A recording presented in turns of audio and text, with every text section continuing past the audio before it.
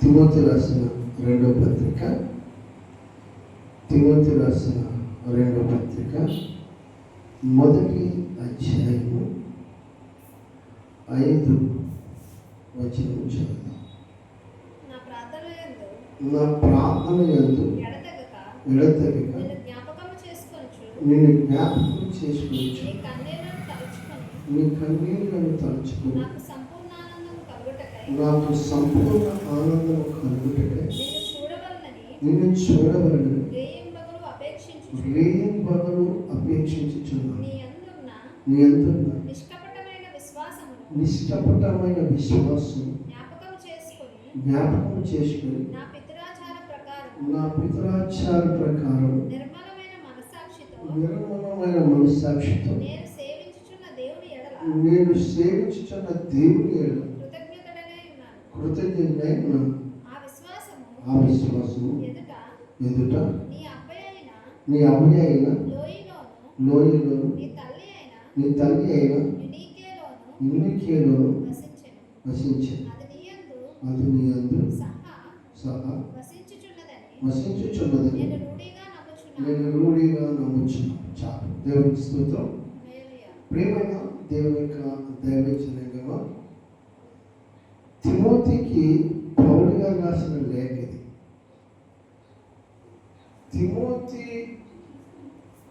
పౌలు గారి శిష్యుడు అయితే తిమోతి సంఘంలో ఒకరి పట్ల ఒకరు సరైన విశ్వాసత లేనట్టు వారు ఉన్నారు. తిమోతిలో వెళ్తున్న సంఘంలో దేవుని మందిరం పట్ల, సంఘం పట్ల, లేకపోతే కృతజ్ఞత కూడికల పట్ల, లేకపోతే ఇలాగే శుక్రవారం ఉపవాస ప్రార్థన పట్ల, పునరుత్థానం ఆరాధన పట్ల చాలా దూరంగా ఉంటున్నారు. చాలా దూరంగా ఉన్నప్పుడు ఈ మాటలు పౌలు గారు తిమోతి గారికి పంపించారు, సంఘానికి తెలియచారు. దేవునికి స్తోత్రం. పౌలు గారు ప్రార్థన చేస్తున్నారు, తిమోతి గారు ప్రార్థన చేస్తున్నారు. ఇక్కడ ఈ సంఘ కాపరానికి ఉదయ్ కుమార్ గారు కూడా సంఘం కొరకు ప్రార్థన చేస్తారు. దైవజనులు అనే ఏ దైవజనులైనా సంఘము కొరకు అంగలారిస్తారు, ప్రార్థన చేస్తారు.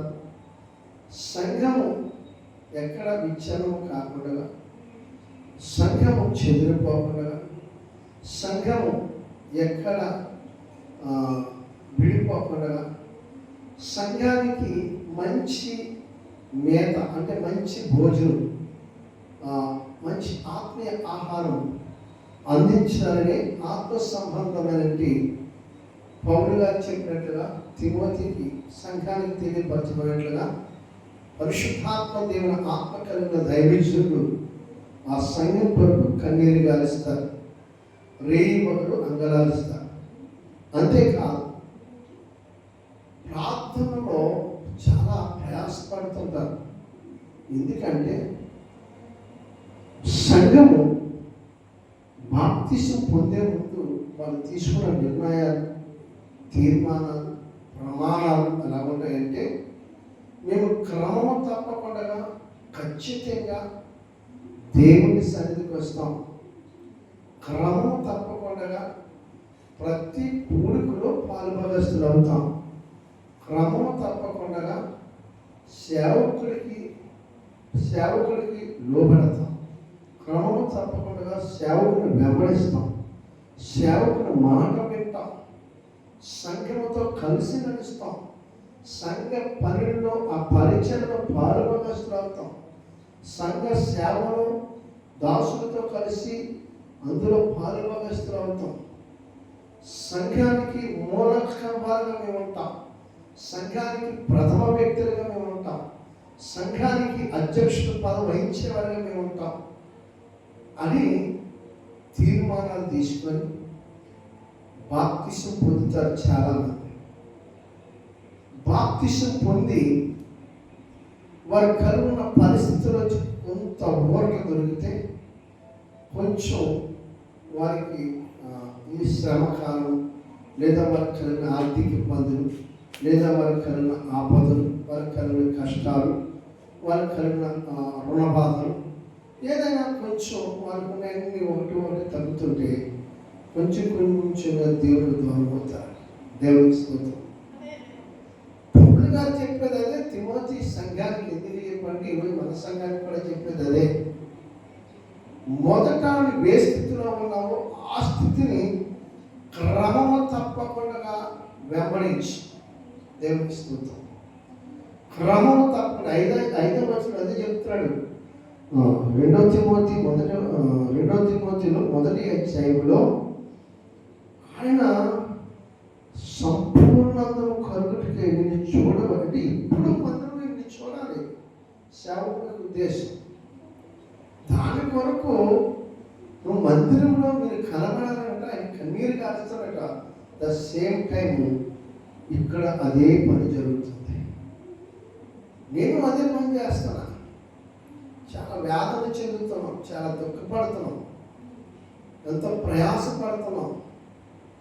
దైవ సన్నిధిలో సంఘం అంతా ప్రతి శుక్రవారం, ప్రతి ఆదివారం కృతజ్ఞతా కూడుకులు, అనేకమైన కూడుకులు, గృహ కూడుకులు, ఇలాంటి వాటితో అందరం కలిసి దేవుడిని స్తుతించాలి. సంఘం అంతా ఎప్పుడు కూడా నా పిల్లలు కనపడాలి, నా మందిరంలో కనపడాలి, సేవకుల ముందు కనపడాలి, ఆశ మాకు ఎంతో ఉంటుంది. ఇక్కడ తిమోతి సంఘానికి పౌలు గారు రాయడానికి కారణం అదే. ఎంత ప్రార్థన చేసినా కొంతమంది బండమధ్య, రాతి గుండ్లు, కఠిన మనసు, కఠినపరుచుకుంటారు. వాళ్ళే కఠినపరుచుకుంటారు. ఏంటంటే ఇది మీకు అంత కష్టం అనిపిస్తుంది. మేము లేకపోతే సంఘం లేదు, మేము లేకపోతే పాస్టర్ గారు లేదు, జీవితాంతం పాస్టర్ గారు నాకు వాళ్ళే పోషించినట్లుగా ఉంటారు. ఏంటి, దేవుడికి ఇచ్చే దాంట్లో కూడా పాస్టర్ గారు సపరేట్ ఇచ్చేది కాదు. మంచిది ఒక పాస్టర్ గారు ప్రేమించి బాగా అయ్యారండి, ఇదిగో ఈ 10,000 5,000 మీ కొరకని మాకు కలిగింది ఇస్తామని అది ఇచ్చేది కాదు. దర్శన భాగం తెచ్చి ఇచ్చినందుకు మాస్టర్ గారు మీరే పోషిస్తున్నట్టుగా ఉంటారు సంఘాలు. దర్శన భాగం ఎప్పుడు ఇచ్చే దర్శనం కూడా ఇవ్వడానికి ఇష్టపడరు. ఒకరిద్దరు ఇచ్చినా మరి దాంట్లో కూడా ఇవ్వడానికి ఇష్టపడరు. దర్శన భాగాల గురించి ఆశే లేదు. దేవుని స్తోత్రం. పిలిచిన వాడు ఆయన కాబట్టి పౌలుని పోషించాడు, తిమోతిని పోషించాడు, ఇవన్నీ మనోడు పోషిస్తాడు. బాగా ఉంది. నీళ్ళు తాగి సేవ చేయాలంటే నీళ్ళు తాగి సేవ చేయాలి, గడ్డి తిని సేవ చేయాలి, గడ్డి తిని సేవ చేయాలి. కానీ ఆకాంక్ష ఏంటంటే మందిరంలో మనం చూడాలి. అది మా దుఃఖం, మా బాధ. మీరు తీసుకున్న తీర్మానం మీరు మర్చిపోతున్నారేమో, కానీ మర్చిపోకుండా జ్ఞాపకం చేసుకుంటూ రేయి పగలు కన్నీరు విడిచిచ్చు దేవుని ఆలయంలో మీరు నివసించాలి. కుటుంబాలు దాసులు అంత ఆశ ఉంటారు. అంతే తప్ప కానీ మనం ఇచ్చే 100 రూపాయలు, మనం ఇచ్చే 500 రూపాయలు, లేదా మనం ఇచ్చే 1000 రూపాయలు, మనం ఎలాగా 1000, 500, 2000, 3000 మనం ఇస్తాం. ఎవరికి? కార్పొరేట్ పాస్టర్లకి ఇస్తాం. సంఘ కాపరికి, స్థానిక సేవకులకి ఉనికిపోతాయి చేతులు. మీరు ఎక్కడున్నా సరే మీరు కష్టపడిపోతాం వచ్చేయాలి. నేను ఇచ్చేటప్పుడు మాత్రం చేతులను గట్టి పట్టుకొని అడుక్కున్న వాడికంటే దారుణంగా ఉంటుంది ఆ పాస్టర్ పరిస్థితి, సేవకుల పరిస్థితి. అడుక్కున్నవాడు కానీ నేనే తీసి గమకం తీసి 10 రూపాయలు 20 రూపాయలు మనం వేస్తాం. కాలిపెట్లు 10 రూపాయలు. దేవుడు దరిద్రుడు కాదు. రోమిలికి రాసిన పత్రిక 8:9 చెప్తాడు, ధనవంతుడై ఉండి దరిద్రుల వరకు తన మహిమను విడిచి నిన్ను ధనవంతులుగా చేయడానికి దరిద్రుడే. అలా సేవకుడు ఎప్పుడు దరిద్రుడు కాదు. కాకపోతే పిలిచింది ఆయన. ఏలియాకి కాపులతో ఆహారం పంపించాడు. అంత మాత్రం ఏలియా ఉడుకోబెట్టలేదు. ఏలియా భయపడి పారిపోయినప్పుడు ఒక చెట్టు తోట ఉన్న పడుకున్నప్పుడు అక్కడ కూడా దేవదూతలు ఆహారం తీసుకెళ్ళి దేవుని స్తోత్రం 5,000 మందికి భోజనం పెట్టాడు ప్రభువారు. ఇంకా 7 గంపలు మిగిలాయి. 4,000 మంది భోజనం పెట్టాడు ప్రభువారు. 12 గంపలు మిగిలాయి. ఇంకా అక్కడ స్త్రీలు ఉన్నారు. స్త్రీలు పిల్లలు ఎక్కేలేదు, పురుషులు మాత్రం ఎక్కేశారు. మరి ఆయన దరిద్రులు ఎలా అవుతాడు?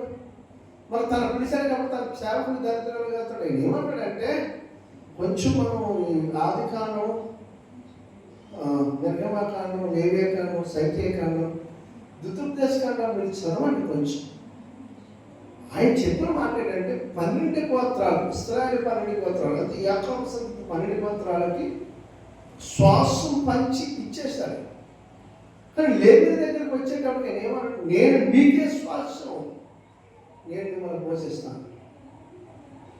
సంఘమే పోషించారు వాస్తవాన్ని. ఆయన చెప్పింది అదే దేవుని. ఎందుకంటే సంఘానికి మేత చేస్తుంది దైవించుడే కనుక, సంఘాన్ని ఆ సంఘం వరకు, ఆ ఆత్మ వరకు అంగలాస్తుంది దైవించుడే కనుక, ఆ సంఘము ఎక్కడ చెల్లిపోకుండా ఆ బిడ్డలకు ఏ కష్టము, ఏ ఆపద, ఏ శ్రమ, ఏ దుఃఖము, ఏది మరణ పరిస్థితులు లేదా ఆపదలు, అపాయాలు కృంగిపోకుండా, ఇవన్నీ వారిని ఏర్పాటు చేయకుండా నీ కొరకు విజ్ఞాపన చేసేది సేవకుడు. ఎబ్రిల్ రాసిన పత్రిక 13వ అధ్యాయంలో ఉంటుంది. దేవునికి స్తోత్రం కలుగునుగా. ఆత్మల మీ పైన నాయకుడు మీ ఆత్మలు కాయించున్నారు. మరి వాళ్ళు బాధ పెట్టకూడదు. మీరు వస్తే 10 రూపాయలు వస్తుందనో, మీరు వస్తే 1000 రూపాయలు ఇస్తారని కాదు. మీరు మందిరంలో కనపడి మీరు తీసుకున్న తీర్మానాన్ని బట్టి శుక్రవారం ఖచ్చితంగా ఉపవాస ప్రార్థన అటెండ్ అవ్వాలి. ఆదివారం సమయానికి వచ్చి మందిరంలో ప్రభుని స్తుతించాలి. నువ్వెంత స్తుతిస్తున్నావో, ఎంత ఆరాధిస్తున్నావో అంతంతగా ఆశీర్వాదం నువ్వు తీసుకెళ్ళిపోవాలి. సేవకుని వెంట రాదు నీ ఆశీర్వాదం. సేవకుని దీవిస్తే ఆయన ఉన్న ఆశీర్వాదం పడి నువ్వు యోగ్యురాలు.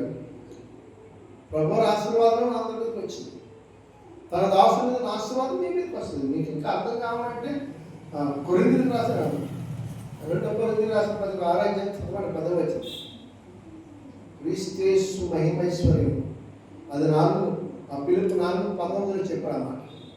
మన అవసరం తెలియదు. కానీ ఆ కొరింథీయులకు రాసిన పత్రిక 6వ అధ్యాయం 10వ వచనంలో చెప్పిన మాట ఏంటంటే, ఏమీ లేని వారని ఉంటారు కానీ అన్నీ కలిగి ఉన్నవారట. అందరికీ దయచేసి ఆయన ద్వారా హల్లెలూయా, దేవునికి స్తోత్రం. కాబట్టి పౌలు గారు మీకు చెప్పలే, ఎడతెక్క మీకోసం ప్రార్థన చేస్తాడు. అయ్యా నీ బాబు, మీ అమ్మాయే మీ లోయి అంటే మీ సంఘం, తల్లి సంఘం, తల్లి సంఘాన్ని విడిచిపెట్టి ఆరాధనకు రాకుండా, ఒక మాదిరి లేకుండా మీరు మందిరాన్ని మానేసి మీ చుట్టూ ఉన్న వాళ్ళు ఎవరో కదులుతారు, ఎందుకు వస్తారు? మనకే బాధ్యత లేకపోతే, మనకే క్రమం లేకపోతే, మరి నిన్ను బట్టి కదా ఇతరులు ప్రభువును తెలుసుకున్నది, నిన్ను బట్టి కదా ఇతరుల రక్షణ పొందవలసింది, నిన్ను బట్టి కదా ఇతరుల మానవలసి పొందవలసింది, నువ్వు కనుగొన్న మాదిరిని బట్టి కదా ఇతరులు కూడా వాళ్ళు ఆశీర్వదించబడ్డారు. ఆయన నిజంగా జీవము కలిగిన దేవుడే. ధర్మేష్ రాజు అన్నట్టు, నెబుకద్నెజర్ రాజు అన్నట్టు, అశ్వేశ్వర రాజు అన్నట్టు ఒక్కొక్క రాజులు చెప్పుకున్నట్టుగా నిన్ను బట్టి ఈ చుట్టూ ఉన్న వాళ్ళందరూ చెప్పుకోవడానికి ఏది అంటే 0. సంఘంలో ప్రతి ఒక్కరు కూడా అందరిలో కనపడాలని అపేక్ష, అదే శాంతి సంతోషం. సంఘం అంతా వచ్చి కూర్చొని కడుపు నిండిపోతుంది. సేవకుడికి ఆకలేదండి, మీకు తెలియదు. నా బిడ్డలో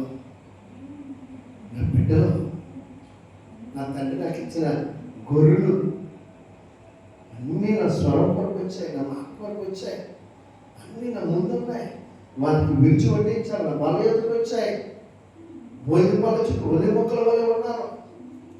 మరికి పరలోకం నుంచి దిగి వచ్చిన జీవాహారం అని క్రీస్తు అనే ఆహారాన్ని ఇవ్వాలి. హల్లెలూయా, సేవకుడికి దేవునికి స్తోత్రంగా ఉంది. కొంచెం మనసు పెట్టండి, ఆలోచన చేయండి.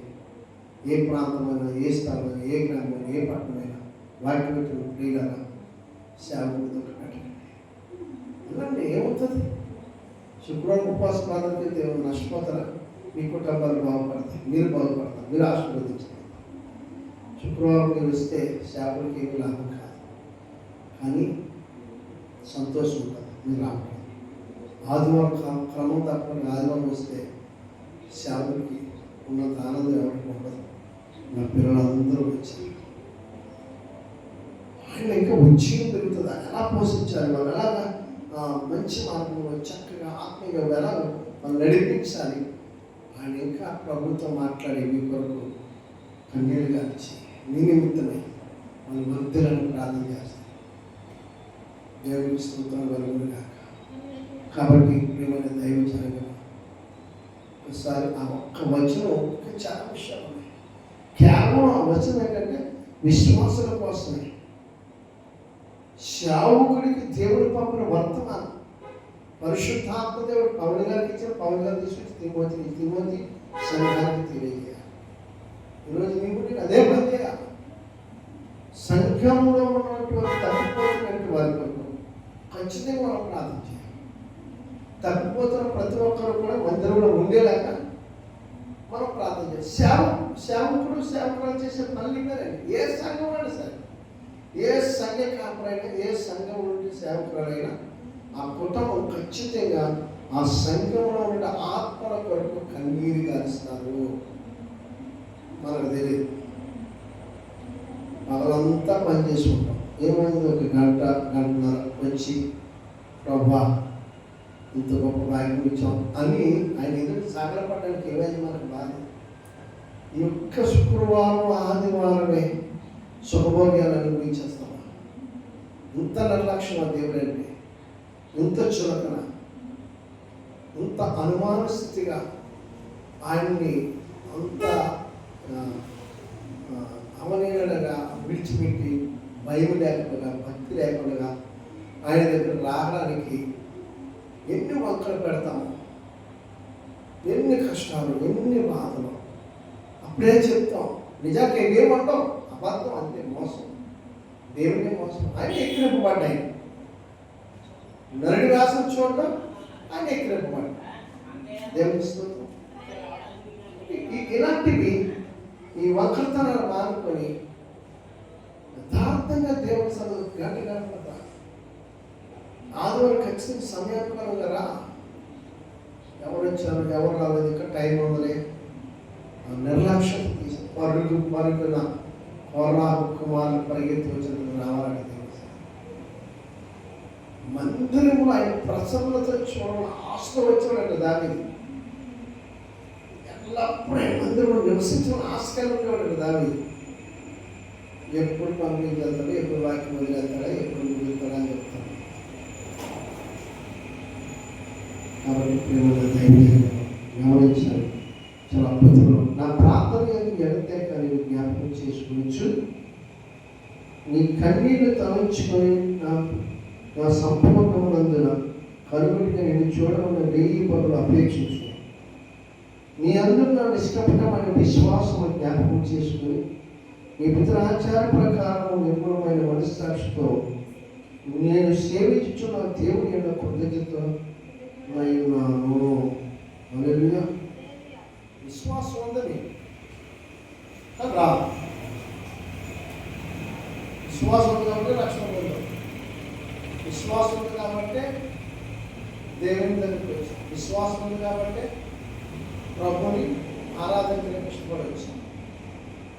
కానీ రాము దేవుడి సన్నిధిలో మీ కొరకు విజ్ఞాపన చేసుకుని ఎవరన్నా ఉంటే సేవకుల కుటుంబం మాత్రమే.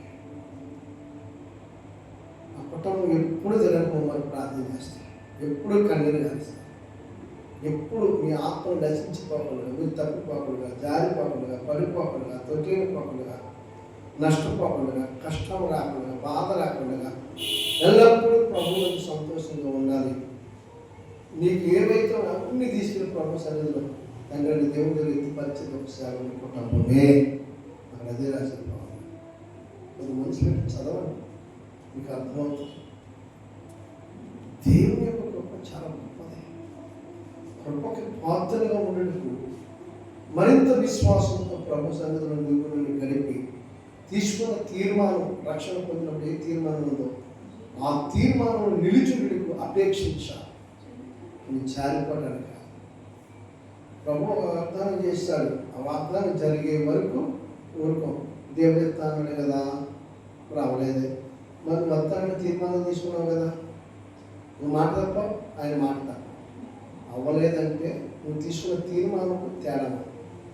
ఆయన ఇచ్చిన వాగ్దానం స్థిరమైనది.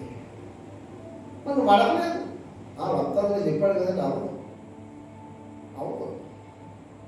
అన్నం పెట్టేంత రాదు.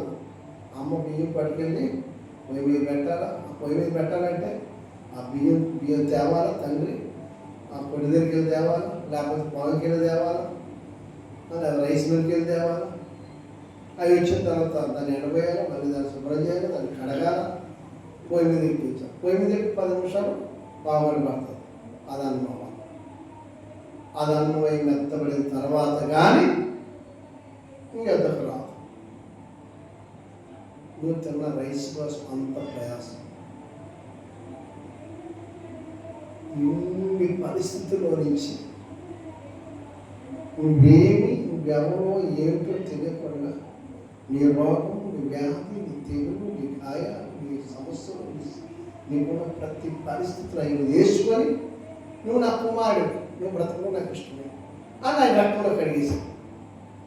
అప్పుడు మన ఆనందం, అప్పుడు మన సంతోషం ఏంటంటే, ప్రభా నేను విడిచిపోను, ప్రభా నీవే నా సర్వసం, నువ్వు లేకపోతే నేను అమ్మో చేసి ఎంత గొప్పది చెప్తాను. కానీ ఒకటే చేయాలి. ఇప్పుడు ఇచ్చిన వాగ్దానం నెరవేర్చబడాలి. ఎట్లా? వాగ్దానం చేశాడు అబ్రహాంతో. వాగ్దానం ఎత్తుపెట్టి ప్రార్థన చేశాడు. జరిగేవాడు. జరగడానికి 1000 సంవత్సరాలు పట్టలేదు అబ్రహాం జీవితం. ఒక నెల పట్టలేదు, వారం పట్టలేదు, 15 రోజులు పట్టలేదు.